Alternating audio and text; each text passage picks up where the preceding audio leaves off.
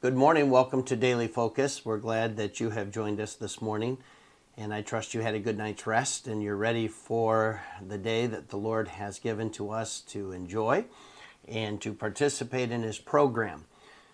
Yesterday we looked at the importance of ruling our spirit and not making an excuse for anger, not giving in to sinful anger, and making sure that we yield to the Spirit of God, that we walk in the Spirit so that we'll not fulfill the lust of the flesh. I trust that as those situations came yesterday that prompted maybe giving in to anger, maybe expressing our selfishness or how something is affecting us and losing the privilege to glorify God in that situation. I hope that yesterday's daily focus came into play and that you won some battles that maybe typically you might have lost because you gained some fuel for life, and you are applying these principles and growing in grace, and you're actually seeing benefit from spending some time in God's Word each morning. Today we're back in Proverbs chapter 14. We're going to start reading in verse number 24, and then I'll go back and just kind of work our way through verses 24 to 30. Verse 24 says, "The crown of the wise is their riches, but the foolishness of fools is folly.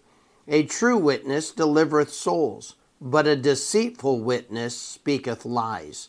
In the fear of the Lord is strong confidence, and his children shall have a place of refuge. The fear of the Lord is a fountain of life, to depart from the snares of death. In the multitude of people is the king's honor, but in the want of people is the destruction of the prince.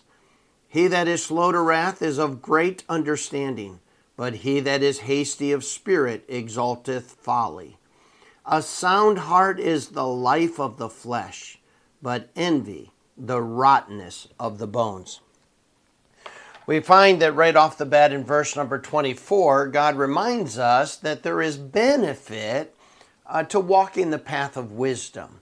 And he says right there that the crown of the wise, in other words, the reward of the wise, really, it gives us the idea of the outward evidence of wisdom, that crown, that credit, if you will, is seen out in practical blessing. In other words, if you live according to wisdom principles, if you live a life according to what God has laid out as wise, you will practically benefit. And people will notice that your life is blessed of God because of wise decisions. And so I think it mentions specifically riches, and some people are able to live at a different lifestyle, and it's simply because they have been wise in the decisions that they have made.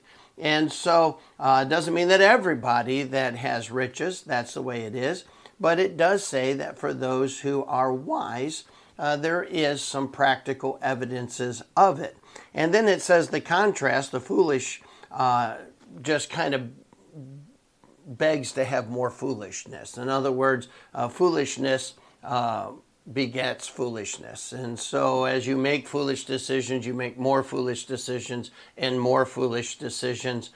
People who go into debt and then use a really bad method to try to get out of debt incurs more debt, and then they write checks and then they have more fees because of bounce checks, and it just kind of foolishness begets more foolishness, and it leads to poverty. And so that's the picture there. And so really my title today is simply have a genuine heart. In other words, serve God out of a pure heart of wisdom, that you desire to show that you love Him, you desire to prove to people that you trust Him, that you want to exalt and glorify Him, and that's just the pure, genuine motivation for why you live the way you live. To try to live in deceit or to pretend or to try to give an impression really doesn't work. And so that's when the next one says a true witness delivereth souls. In other words, we're able to really help people as we're able to just genuinely talk. A liar always has to pay attention to details because they get caught in the details. The liberal left is going to get into trouble because of the deceit behind the dossier. They're going to get into trouble because of the agenda to dethrone a duly elected president. The details of what's now coming out, they tried so hard to cover up, to put attention on something else, but the details are going to get them.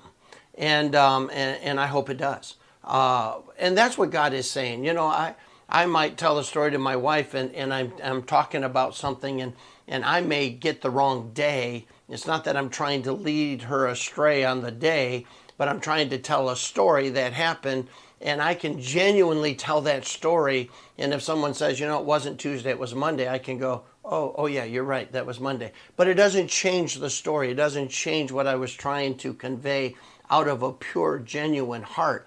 But a liar, when they're trying to lead you, it's those details that hang them up. And that's what verse number 25 is talking about. And then he says, in the fear of the Lord is strong confidence. In other words, to let God have his rightful place, to serve him out of a genuine heart, to trust him with a genuine heart, to exalt him with a genuine heart, produces confidence, saying, you know, God is in control. He cannot make a mistake.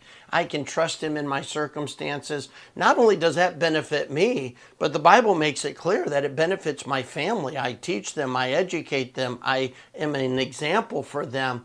That's what verse number 26 is talking about. Verse 27 expands it and says that actually to let God have his rightful place from a genuine heart of truly trusting him is really a fountain of life. And it is a wonderful way to live.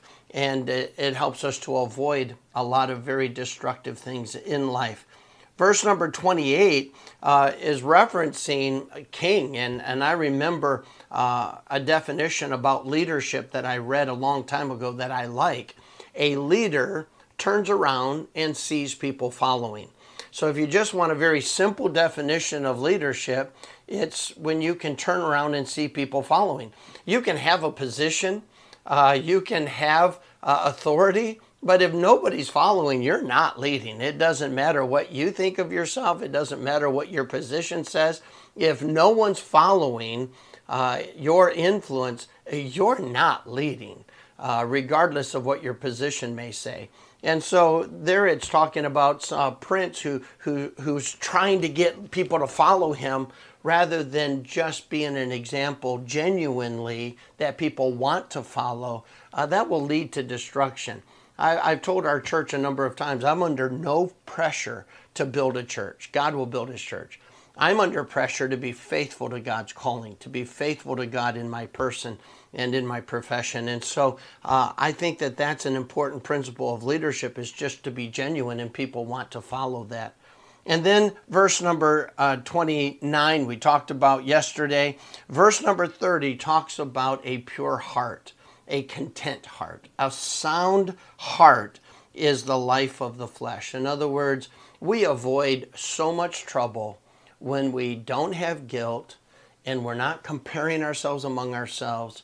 We're not envious. We're not jealous. We're not constantly in drama. We simply have a peaceful, content heart because we trust God, we love God, we are faithfully serving God from our heart. This text is really just reminding us we need to have a pure, genuine heart. And if we'll live that way, all of life is better. And so today, just evaluate and say, you know, am I putting on anything? Am I doing certain things just to impress people or to convince people?